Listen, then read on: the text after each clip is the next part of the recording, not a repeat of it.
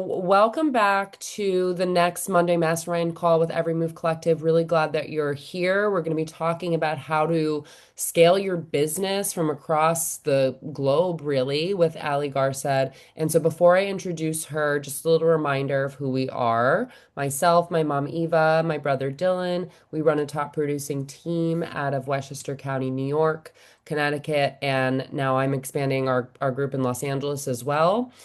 We run the amazing organization of Every Move Collective at EXP, which brings you these calls. We come on to learn from other experts in our industry, network, share referrals, be in community. We've been doing these on the second and fourth Monday of every month for the past 2.5 years. However, you guys are going to be the first to know that we are actually expanding these calls in April to weekly.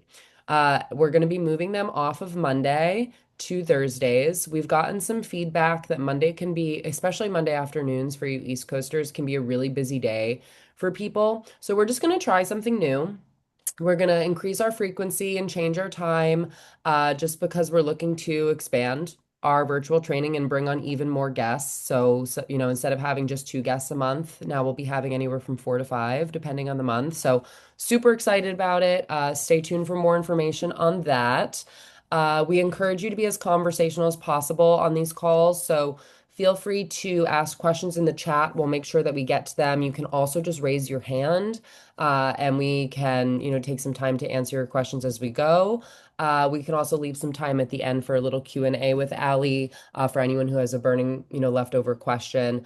Most importantly, if you're able to turn your cameras on, we appreciate it. Thank you to everyone who already has them on. It's really awesome to feel like we're in a room in this virtual age.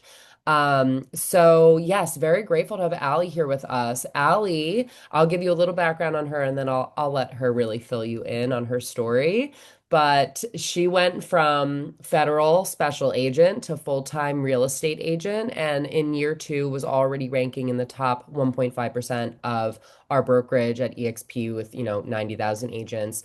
She built as a solo agent using YouTube and other methods that I'm sure she will share with you today.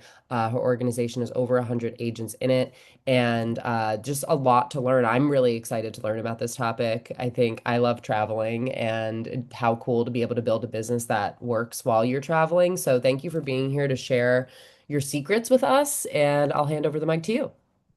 Awesome. Thank you, three, for having me. I'm stoked to be here. There is so much to cover. I will not be able to cover it all. So, but I am going to try to leave room at the end for questions.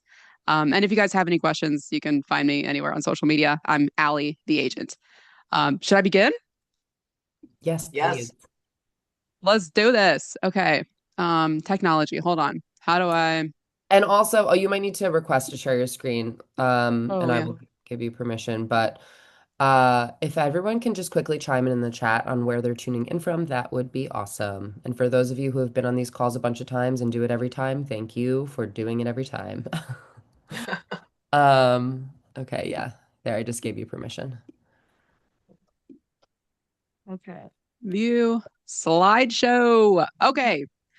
2x your business from across the world. I actually just got back after 4 months in Asia and Australia, and the clients kept coming. So I'm going to show you exactly how to do that. So that way, even if you don't want to travel the world for 4 months at a time, you can at least still take a vacation and not feel guilty or miss anything.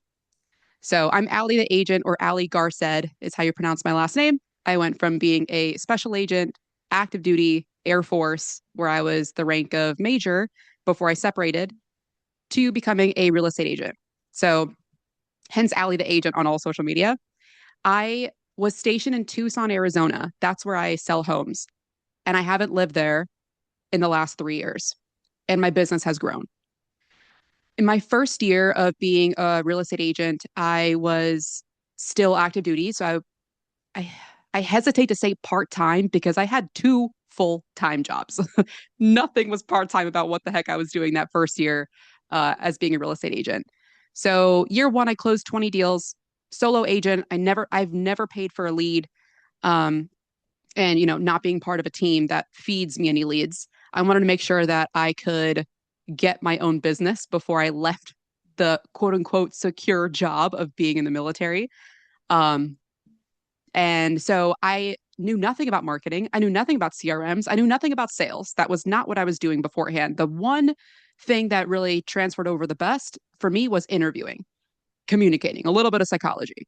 So, as I'm going through this presentation, some things are only going to apply to me or prior military, but just think about what you have to offer because everyone has something to offer that's unique.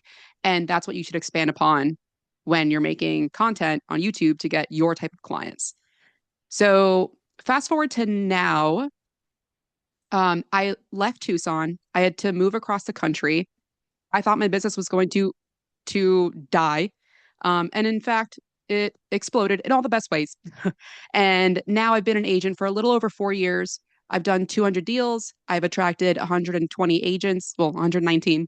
And last year for 2025, I was EXP's number 12 attractor in frontline agents.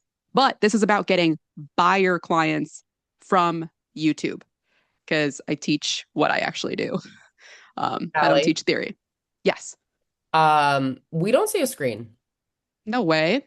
Yeah, but honestly, everything that you just said I like hit made sense request. without a screen, and then Dylan was like, "Wait, maybe there's supposed to be one." Here, Um, let me share again. Okay, let's try this. Hold on, hold on. I thought it was good without the screen. yeah, it was. It Oh, thank you so was. much.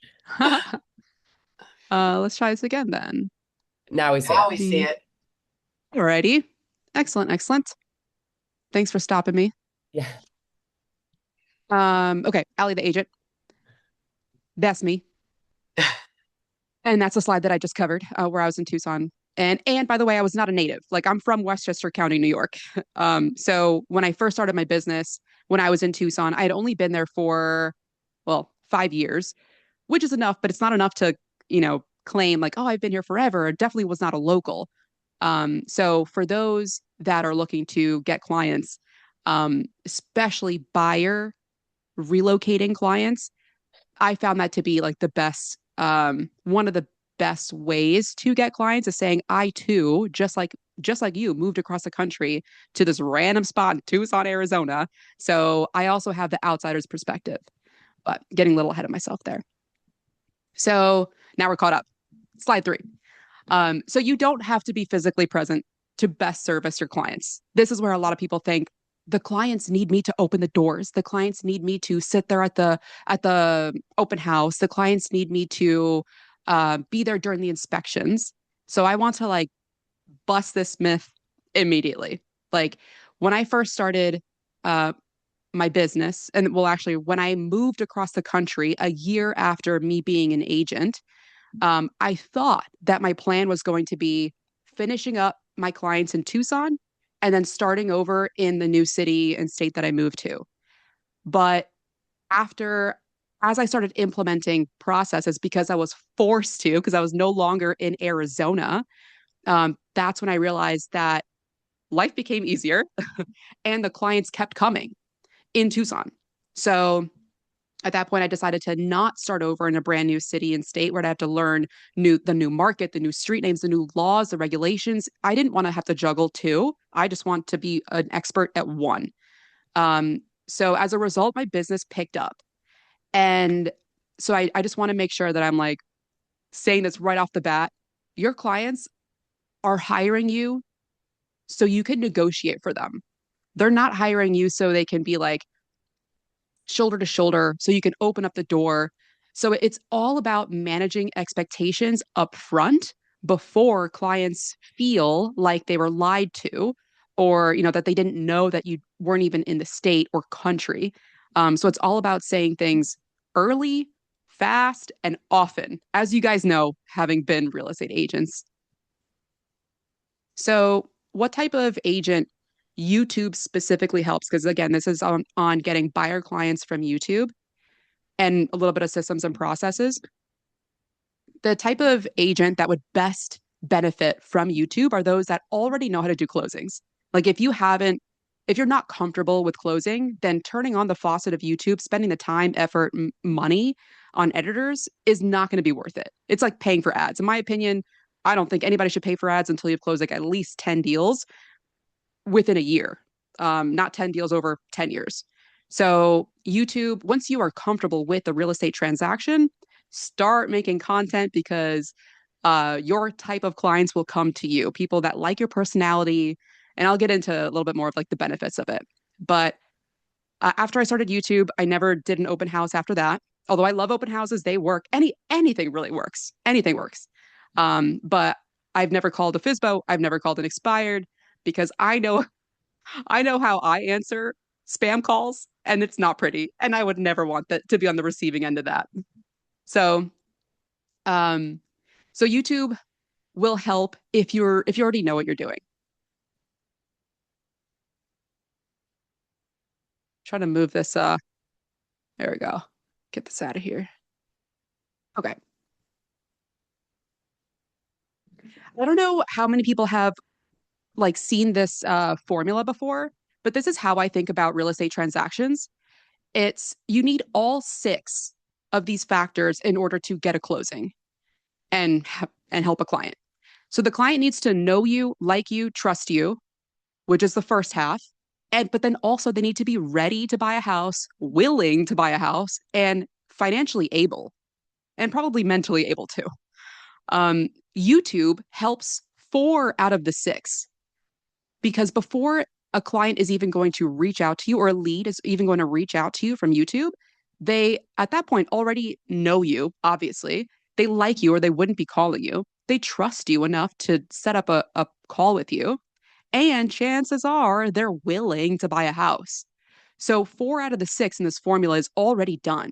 So all you have to figure out is either are they actually ready right now and are they actually able right now?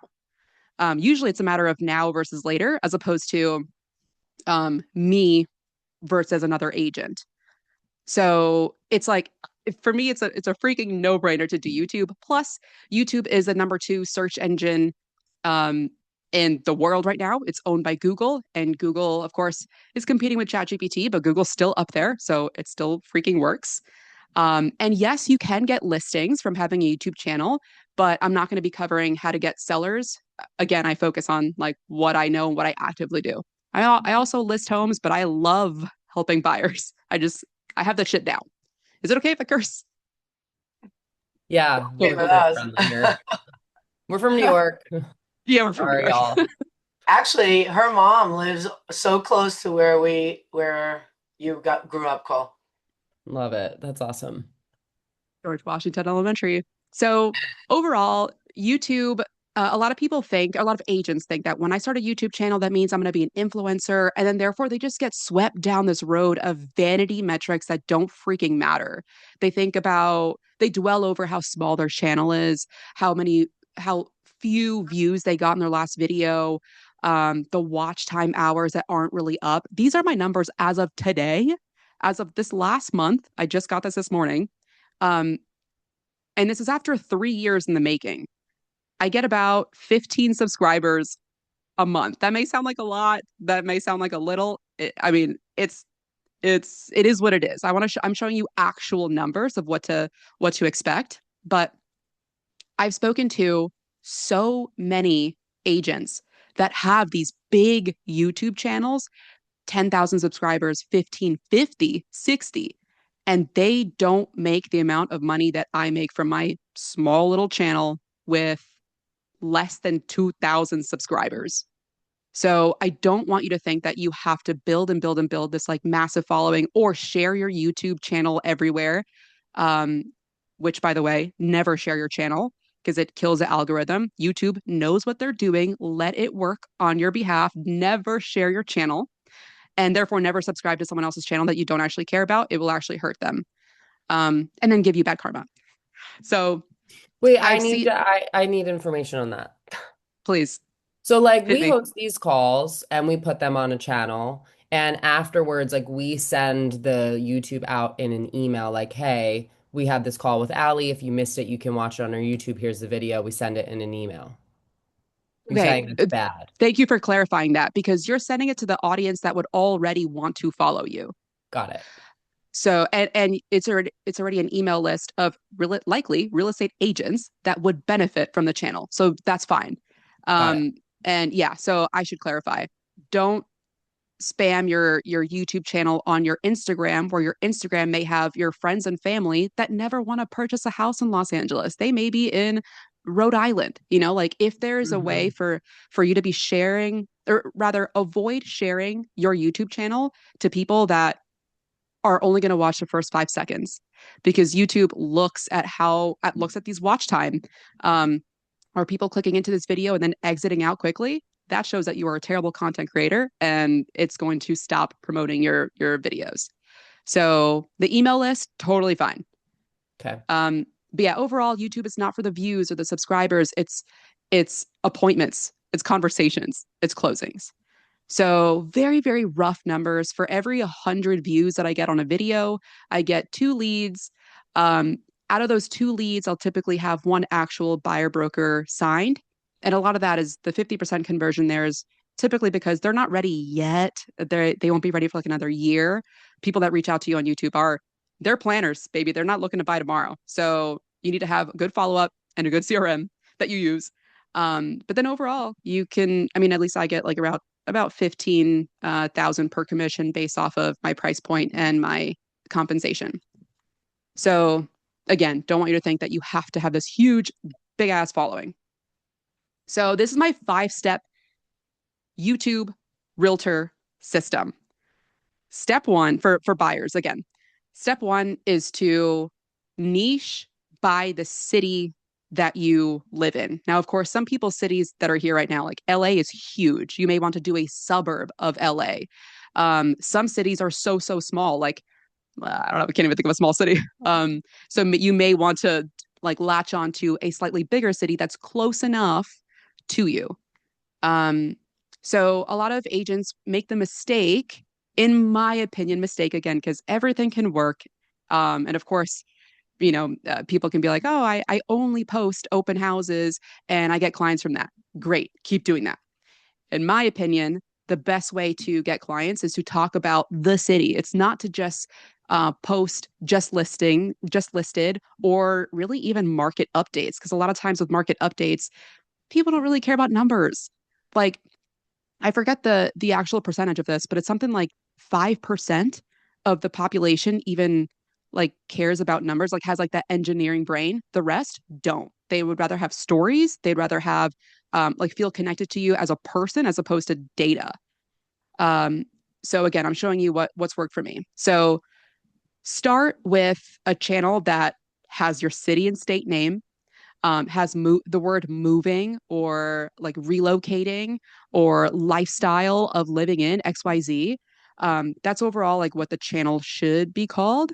And then videos underneath that, I'll give you 11 of my top performing videos in a couple of slides.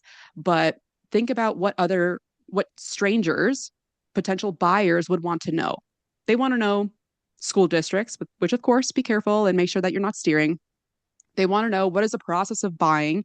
What is the cost of living in suburb A versus suburb B? They want to know, treat them as if you were moving. What would you want to know? It's not always necessarily the population, the geographical size of the city. Nobody cares. They want to know about the traffic. They want to know, will I get to work on time? Is it going to be an hour commute or 30 minutes? So just be like realistic. Step two, making relocation content. This is kind of going into what I started to already. Pros and cons of living in LA. The cost of living straight up in LA. And then that's one of my best performing videos is the cost of living, and I have different categories: housing, transportation, food, going out, um, the best neighborhoods. And that's where you can do a lot of spin-offs. Suburb A versus suburb B, B versus C, A versus C, the whole factorial there.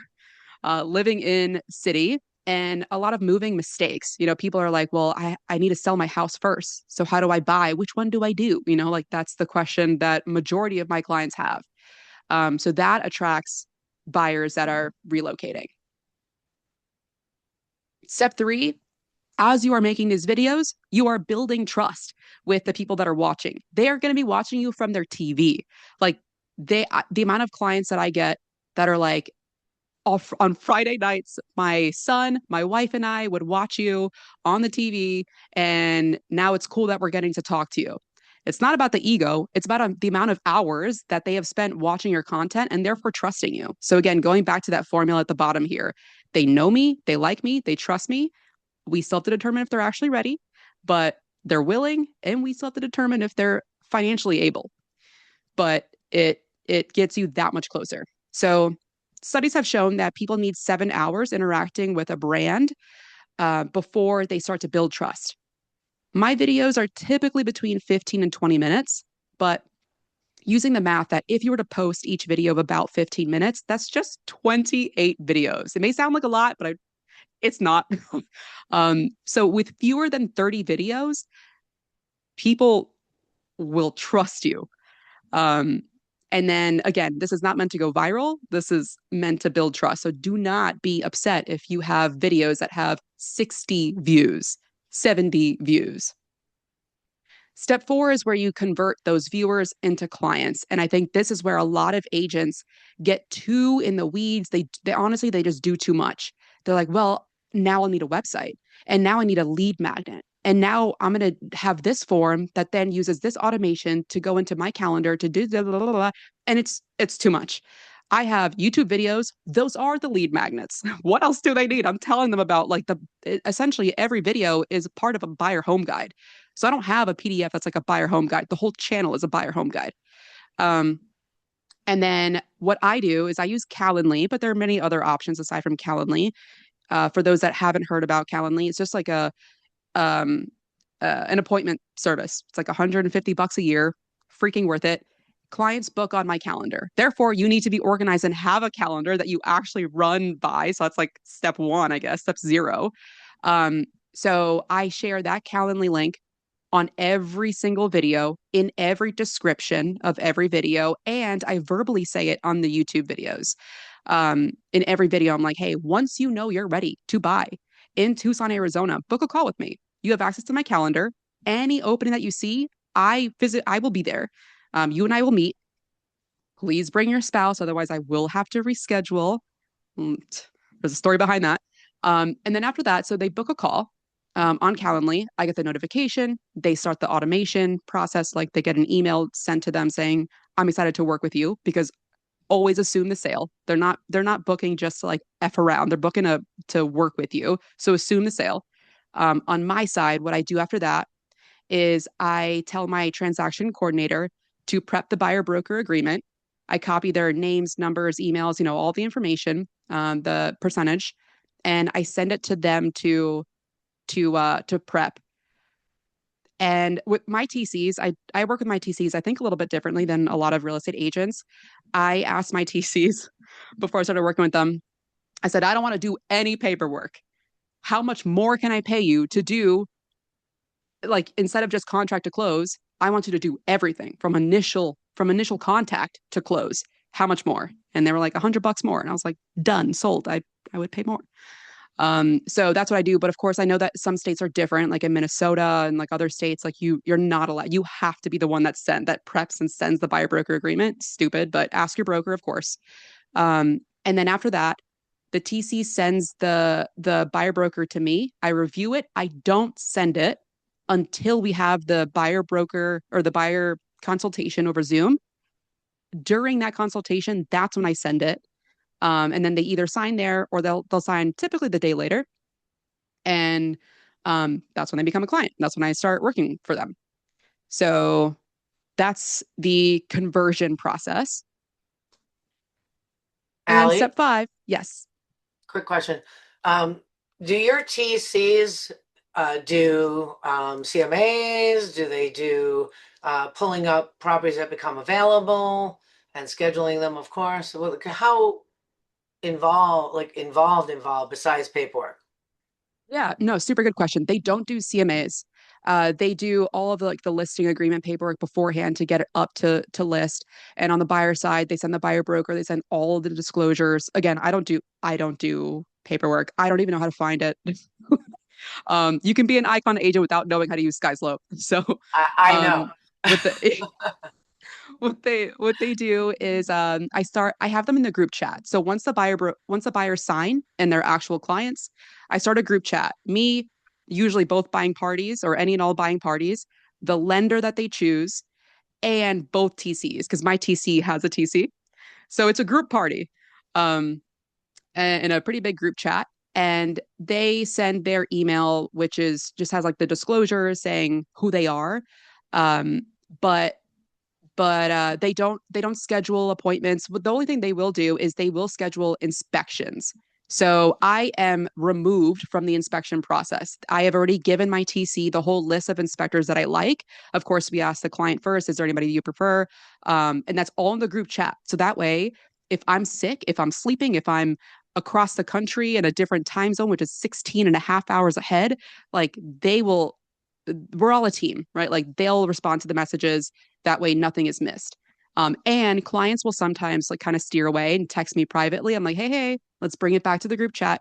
I just want to make sure that you are answered immediately as fast as we can. So, we're all a family. Ask the questions in the group chat. That happens a lot. But yeah, they schedule the inspections, and they follow up. They do the inspection reports, and then they'll also schedule the agent to be there during the key handoff too, since I'm not there at closing. So that step 5 is removing yourself, which kind of is like what I spoke about. Again, because especially as you are managing your expectations early and upfront with these clients, um, you're not promising things like I will be there at the house. Like it's not me. You say we in the videos, you say my team, and it's a team that you lead. So I think if anything, it like provides a little bit more authority, and you let them know like, hey, you're hiring me because I am a good ass negotiator. I used to be a federal negotiator, and again, in your case, like think about what makes you stand out. You're hiring me because of my communication. A lot of agents don't communicate the way that I do. You will hear from me. Um, and you're not hiring me to just open a door. You're not hiring me to just sit at the inspections. XYZ. So now I I want to think that, go. oh, sorry. I was Yeah, just no, go going to ahead. say, I think that what's great about this is you can also apply it if you're just trying to create more time in your life at home. Like you don't even need to be traveling for this to be relevant. You could just be trying to somewhat, step out of the rat race of transactions by training other agents to succeed. And yeah, so you don't have to be, traveling the world for this to apply. Yeah, big time. This is a way for you to stop sitting in traffic, like just driving so much on the daily. Yeah, good point. Um, so at this time I help one-on-one with it's a pretty expensive program, but with the 4 agents that I've helped and my own experience, these are the numbers that I have found with as far as KPIs, like what realistically you can expect. If you post about 1 video a week, or maybe, oops, I meant to say 3 long forms monthly. Sorry, not 3 weekly. That's insane. That would get you hella business. But sorry, I meant to say monthly. So even if you skip 1 week a month, so between 3 to 4 videos a month, after 30 is when you start getting your first client. So your first client, like signed buyer broker. Um, Up until then, you're going to get people reaching out to you that don't qualify, that already live in your city but aren't even looking to buy. They're just bored. They're retirees. They're renters. Um, in Tucson, you don't get paid for renting, but if you live in Boston or whatever, then you will get paid. So at least there's that. But after you post 30 long form videos, which overall it's a race to get 30 longs out. At that point, you'll start getting around 3 leads a month. Once you hit 50, then you'll start getting around 5 leads a month. Once you hit 75, that's when I realized that I started getting inbound clients after not even posting for 2 months. So I don't know how long that would last, because I didn't post for a lot of my travels when I was just recently in Asia and Australia, but the leads kept coming. And that was after about 70, well, technically 78 long form videos. So it's a race to 30 to start getting clients. It's a race to 75 to have those clients. I don't want to say compound, but be continuous without any extra effort. So if you're making about 15,000 a closing, that I realized that after after 3 videos, or really 2.69 videos that I posted, I would have one closing, meaning every 3 videos that you post, you will get 15K, meaning every video that you post, you're pretty much making $5,000. Again, that's after you hit 30. So if you want to make $5,000, get to 30 and then post one video a week. And of course, this is based off of I can't talk about like percentages of how much I make, but I make more. I charge more than the average agent. And my price point in Tucson, Arizona, my average is $365,000. I work with military. I don't work with like rich people. So So how long, oh, maybe you're gonna get into this. I was gonna, or no. How long does it take you to make a long form video? Like how much time are you actually putting into the creation of it? yeah, super good question. So it takes me about an hour to like to to script and think about the intent of the video. The intent is everything. After you think about what you want the viewer to learn, then I spend the most time on like the first paragraph. After that, I I don't script verbatim, and I mean I needed to in the very beginning, but after that, after about like maybe 15 videos, I started to just do bullet points and just ramble because you know what you're talking about. Like you know that the best Trader Joe's is in this zip code because it's fun and like you just talk. Um, so so it takes about an hour to script and think about what is the like how am I actually helping this viewer right now? And then it'll take about for every it takes about like double to record versus how much it ends up being after editing. So for example, a 30-minute long video will take me an hour to record. And then I send it to an editor, which you don't need to do. I don't want people to think like, oh, well, I can't afford an editor, so therefore I can't do YouTube. You don't need an editor. Just if anything, just post with your mess ups, with your fuck ups, like just post it. But after I review, it'll take about another hour of reviewing and sending back the revisions. And the revisions will be like, hey, can you add my QR code here? Can you add extra emphasis here? XYZ. So overall, like about 3 hours per video. Well, that's Yeah. helpful information. Yeah. And of course, it'll take longer when you first get started. You know, like you'll want to make sure that, you know, what is my intro going to be? What is my outro going to be? And then you just get in the swing of things. So in the beginning, maybe 4 hours per video. Yeah. The typical timeline of YouTube leads is kind of like what I stated before. In the beginning, you're not going to get quality leads, and that's okay. You're just starting, like trust the process. So the first 10 videos is going to be just nothing, you know, like nothing. Once you hit 30, that's when people that are just unqualified are going to reach out. 30 to 50 videos, you'll start getting 3 qualified buyers a month, 50 to 75, around 5.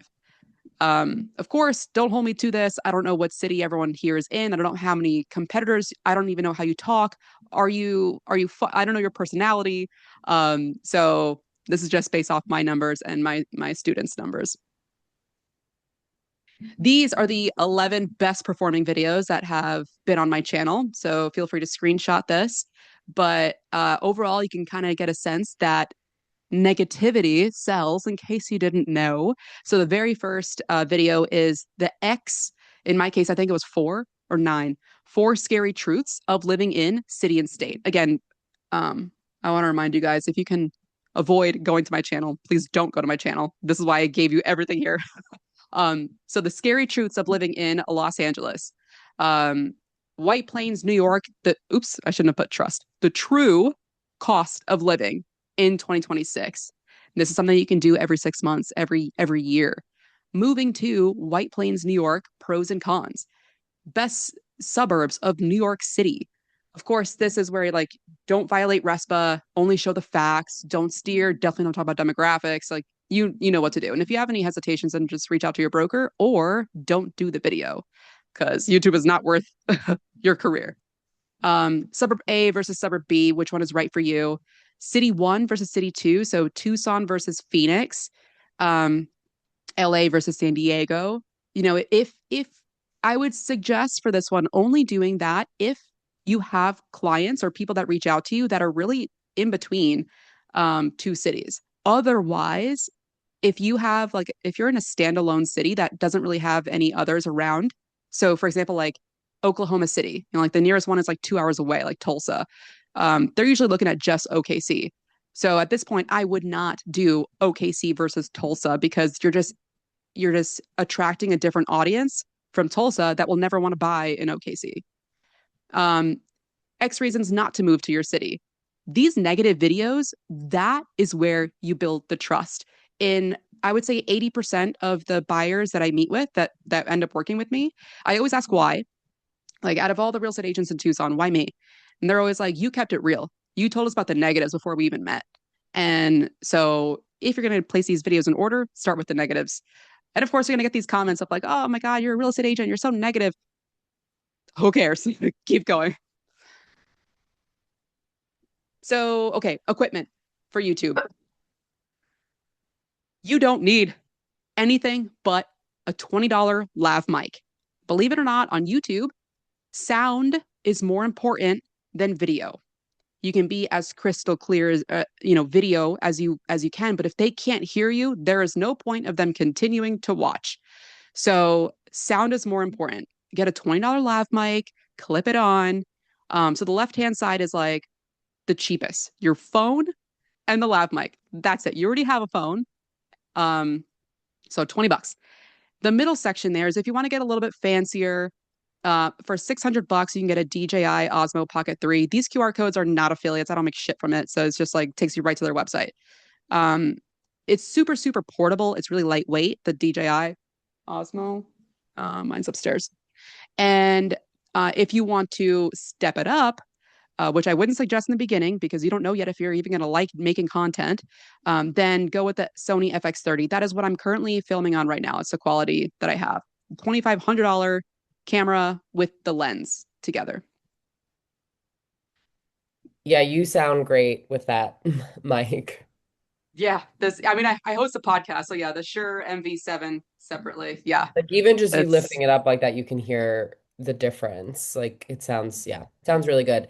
Actually, we had a speaker on a few weeks ago who talked about confidence on camera, and she had recommended a lav mic that people buy just for making content on their phone, like reels, whatever. But this, like that might, the one that she suggested, I dropped it in the chat. It might be a good option for like the cheaper setup for YouTube. I've used it where I've plugged it into my laptop, not just my phone, to record on CapCut on my computer, and it sounded good. nice. I Yeah, think there's a question in the chat too, Cole. Were you just in there? Leah did ask what are KPIs, but I see that Kelsey answered. Thank you Oh, for the okay. community collaboration on that. teamwork. Okay, Yeah. so getting into systems and processes. So again, after I moved across the country, I physically couldn't be there to show homes anymore. I couldn't be there for the inspections, which I used to pride myself on. That's in the beginning of my real estate career. I didn't have, I mean, I had nothing but time. Well, aside from deploying with the Air Force still, but when I was in the States, I had nothing but time. So my my value add to clients and your value add will constantly change depending on where you are in your business. So at the time, I was like, is any other real estate agent of yours going to be there at the inspection? I will. And then that changes over time. I can't be there. I have multiple inspections at the same time going on. I can't. So whatever value add you have, like use and abuse it, shout it from the rooftops. So I couldn't be there anymore to be there physically with my clients. So I started paying showing agents.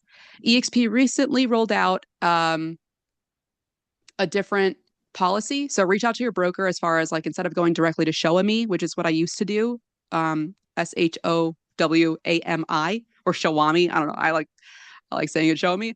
And I used to pay people, but now it's a little bit different. So reach out to your state broker. And but yeah, overall, you pay agents to meet your client. You have told your client this already, so that way they know what to expect. And then for the inspections, I pay about $150 for like the full day inspection, which is about 4 hours. I have a list, a Google Excel of all the agents that I like, that my clients have liked. Therefore, I rack and stack them and I send it to my TC. My TCs have a copy of that. So that way, whenever we're under contract, in the group chat, I'm asking the clients, which inspections would you like to have? These are all the potential ones. You can pick and choose. They say it in the group chat. My TCs get to work and they start ordering the inspections. And then once it's ordered, then they reach out to my list of agents and see who's available. Um, Overall, for each client, I saved 20 hours per client. That's with the commute. That's with all the showings. That's with sitting in the inspections and driving back. That's with the coordinating of all of the homes. Like you don't have to tell the showing agent, hey, see these homes in this order. No, they do that. That's what you're paying them for. So I got back so much time per client. And then guess what I did during those 20 extra hours that I got per client? I made more videos.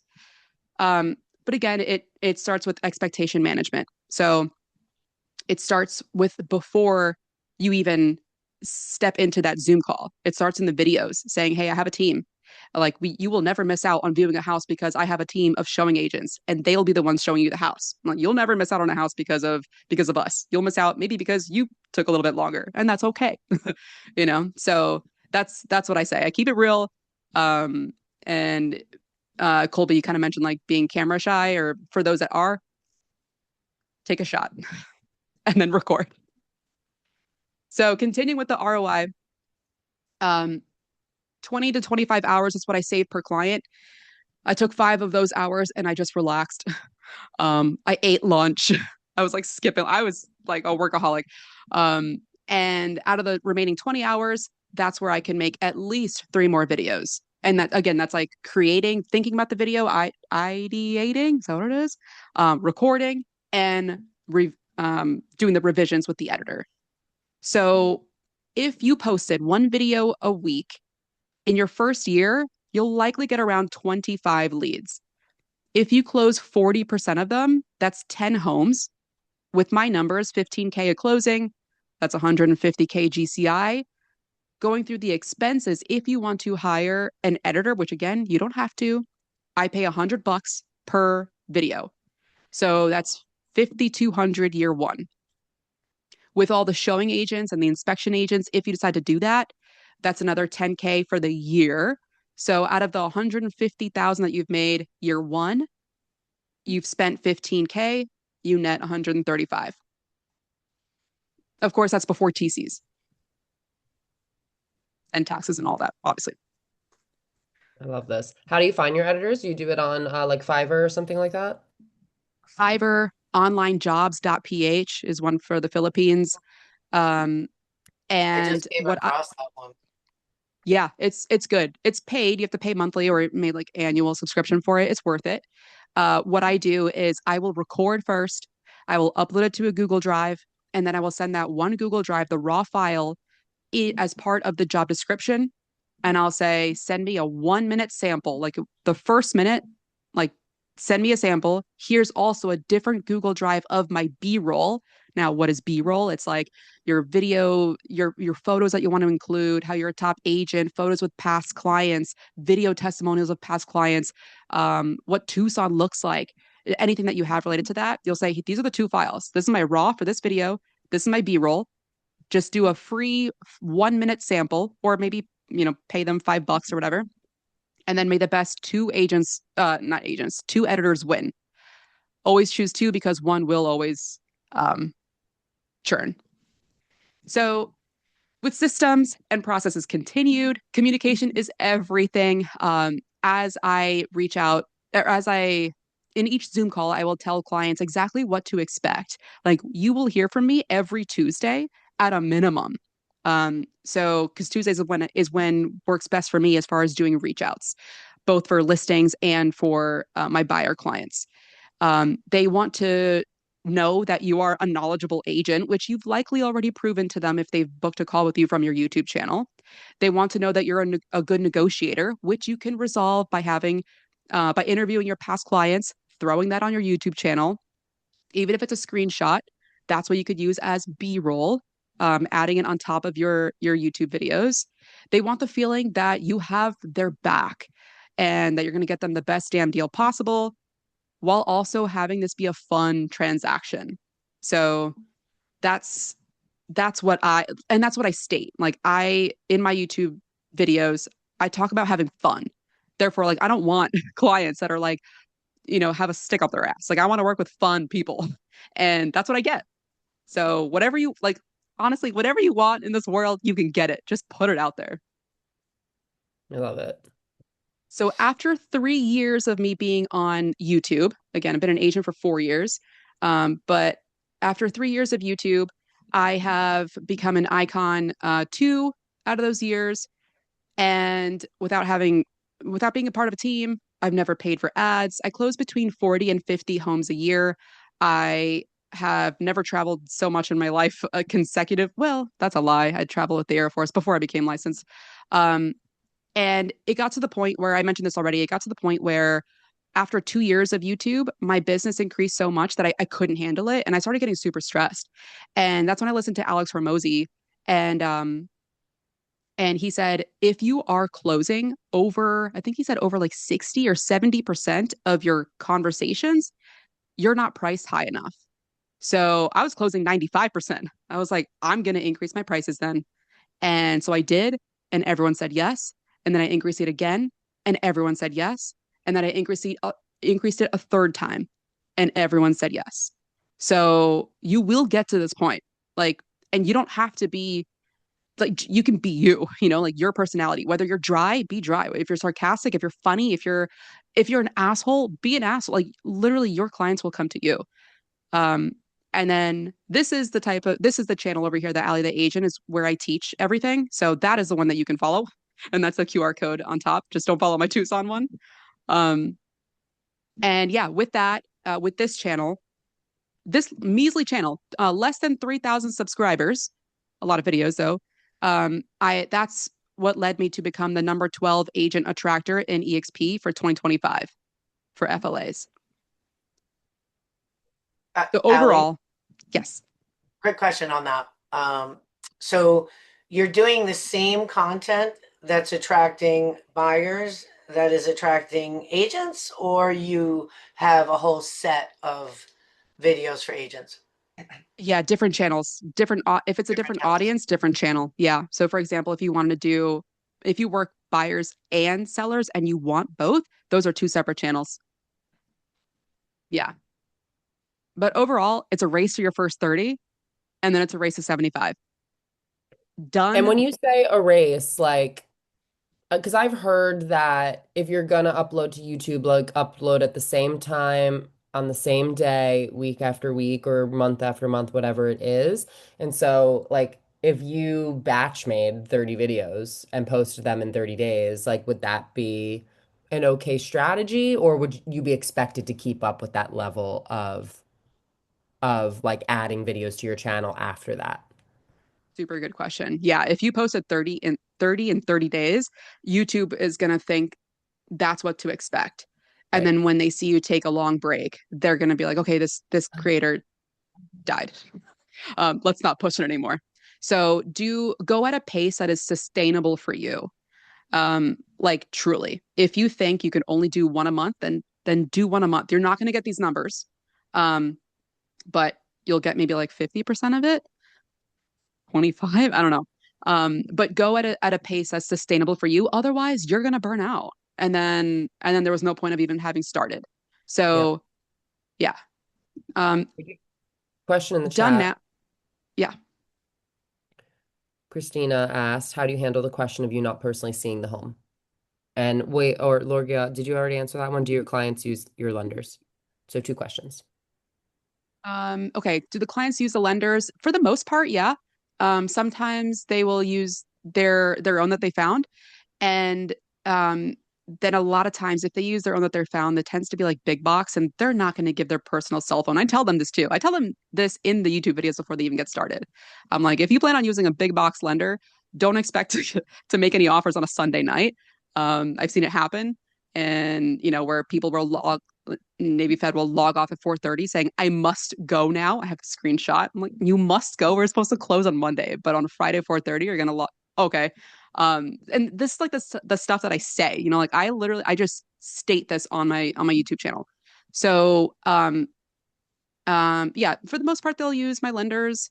If not, then I'll tell them we just won't be in the group chat. So I will rely on you a little bit more for the communication. And of course, I'm still going to communicate with the lender, but I want the I want them to have a little bit more buy-in and responsibility at that point. Um, the first question, remind me of the first question again. Oh, The other one, how to yeah. yeah, do you see it here? So no, I'm not looking, but I remembered. I stated a lot in my YouTube in the videos. I'm like, hey, I have a team. You're not going to be waiting on me to buy to view a house. And because of that, because I can offer that as a promise, I won't be the one showing the house. It's going to be my team. Like I have people that are ready to go. They're on standby, and they are. Like I have a whole list of agents, and you can find that again on Show Me or Show On Me, whatever. Um, but of course, just make sure that they're getting paid the right way with EXP, blah, blah, blah. So I state that in the videos. And then if they ask again over Zoom, I'll just reiterate it. I'm like, yeah, you're hiring me to be the best negotiator for you, not necessarily to open the door. Um, that same agent will be there in the inspection. And if not that same agent, then another qualified agent is going to be there in the inspection. What I would suggest that you do, because usually what their biggest fear is, it isn't I'm not shoulder to shoulder with Ali. It's I'm not being represented. I don't feel taken care of. So therefore, you just let them know the other ways that you were taking care of them, which are actually the ways that they need to be taken care of. So what I say is I will talk to the inspectors after the inspection. Like you don't even want me at the inspection. I'm not a contractor. I wouldn't know how to spot foundation issue. But instead, after all the inspections are over, with the agent being there, the agent is going to give me the rundown. I'm going to then talk to the inspector and see what's up. I'm also going to ask you to call the inspectors directly because my inspectors are there for you. They have their phone number in the reports. So call them directly and say, hey, you do this all day, every day. What worries you about this property? And again, whenever I can, I give the buyer responsibilities. That way it's more of a team effort. And yeah, I've never had any. Oh, there was one time, actually just recently, where I had one client say, "Oh, I kind of expected you to be there." Um, so so what we did this time is I just split it 50-50 with an agent boots on ground. Um, but otherwise, usually what that means is like if they don't feel comfortable, one, I haven't put enough videos out, and two, they haven't watched enough. So whenever somebody books a call with me, I assign them homework, which is to watch two more videos. One of the questions on my Calendly is how many videos have you watched?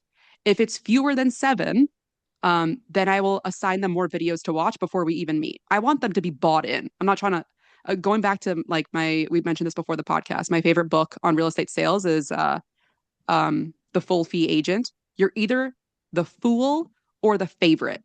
And I want to be the favorite. I'm not trying to be shopped. And if you want to shop, go ahead, please. Like there are a lot of other agents that want to fight for the business. I have more than enough. So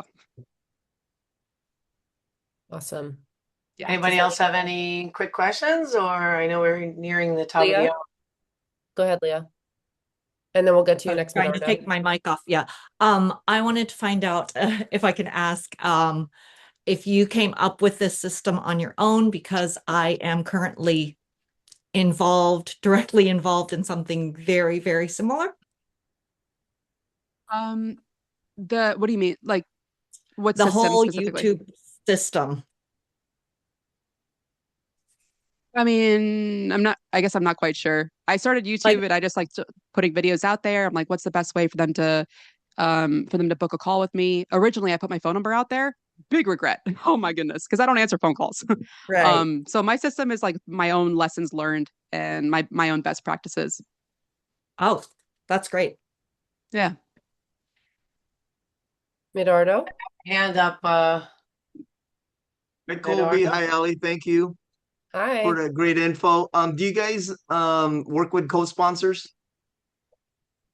Are you asking us or are you asking Allie? Both of you. We do. Oh yeah, we do. Okay. Of Ali, you course. work co-sponsor too? Oh yeah.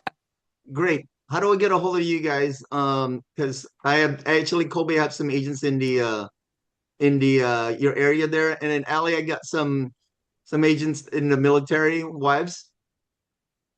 Nice. So I um, will. Why don't you drop us your number in the chat? I'll send you a text. We can each send you a text after, and then we can set up some time on Calendly to talk about how we can collaborate. perfect. You too, Ali. I'll put my number on there. Awesome. Perfect. Yeah. Thank you. And my By the Instagram is way, on here Colby, you too. said my name correctly. I like you. You said my name correctly. That Ah, was me. That Yes, was good mom job. doing that. All right, great job. Joanna Joanna? had her hand up as well, Cole. So I have a question. I know that you mentioned about having like a team, right? When you have like your showing agents.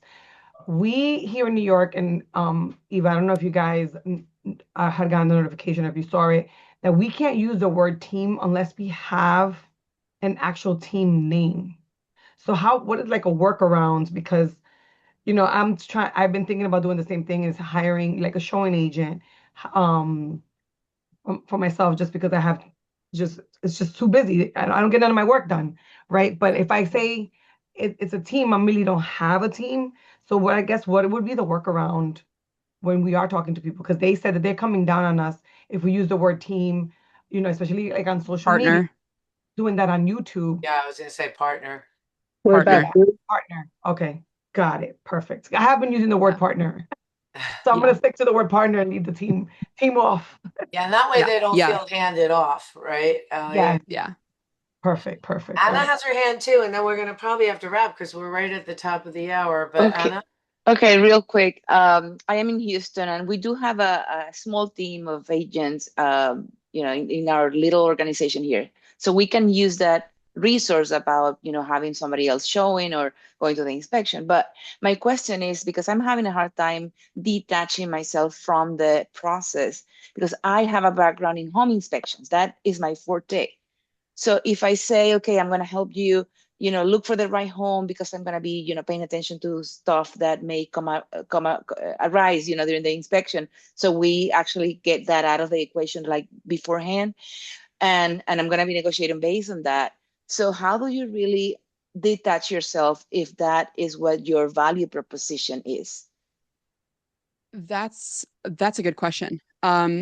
If you do you like it? Do you like being in the homes and talking about like what could potentially be wrong? And also, does that open up liability for you in your state?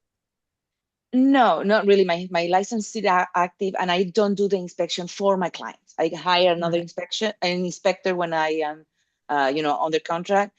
But I do attend the inspection and try to go through the report with them and explain them. And as I said, once like when we are showing, let's say there is a home with a foundation issue, I call that right away. So let's get away from this home. Let's look for another one, even if they love it. Or if they love it, then we know we have a foundation issue like beforehand, before even spending money in an option period.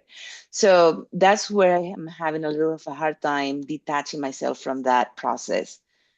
Yeah. What would Yeah. you recommend in that case? What I'm very I mean, what I apprehensive. would do is, I have a very hard time delegating stuff. That's, me.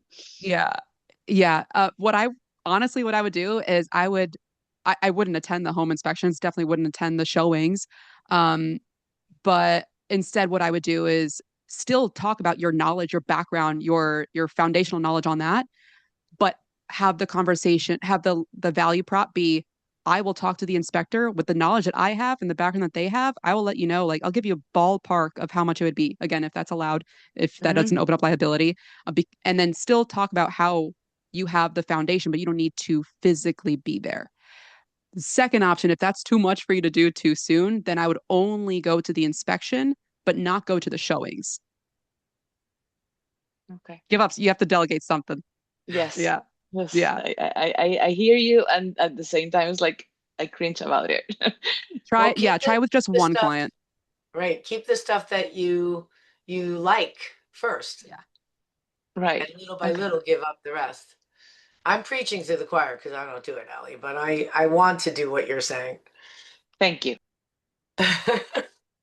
Same. Valley. This was so valuable. And do you have a review link that people might be able to leave a review at if you want to drop that Like in the chat or something?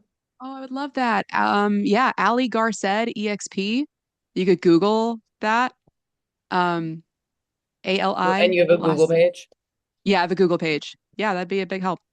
Okay. Cool. Well, thank you everyone for being here. Like we said, we are going to be announcing our switch to weekly masterminds, moving from Mondays to Thursdays. So stay tuned. You will get an email after this. We're trying to work on our email deliverability because it's just hard with sending out promotions to attend calls. Google, Gmail doesn't like that. And so we might end up in your promotional inbox. We might end up in your spam. We're trying to fix that so that you actually get notifications about the call. We really don't spam people. We just send them information about our calls. And so we will be announcing via email that change. So keep an eye out, check your spam box, promotional box, and we hope that you will join us Is it going to be the on same And time, Colby? it's going to be 9 Thursdays. a.m. Pacific, 12 p.m. Eastern on Thursdays. Yep. Oh, Perfect. And a little plug, if you like what we do here, bringing you talent all the time, please feel free to put some remarks on our Google as well. We're Every Move Collective. Or All is right. the Google, Colby's the Google? Yeah, I just dropped Allie's review link and our review link. So if you guys want to open those up and grab them, we would appreciate it. We hope to see you at the next one. I Thank hope everyone you. has a great week. Allie, thank you so much for your time. This was Thank awesome, really you. so unique. So Excellent. really Of appreciate course. it. Thanks for having Bye, me. Bye, guys. friends. Bye.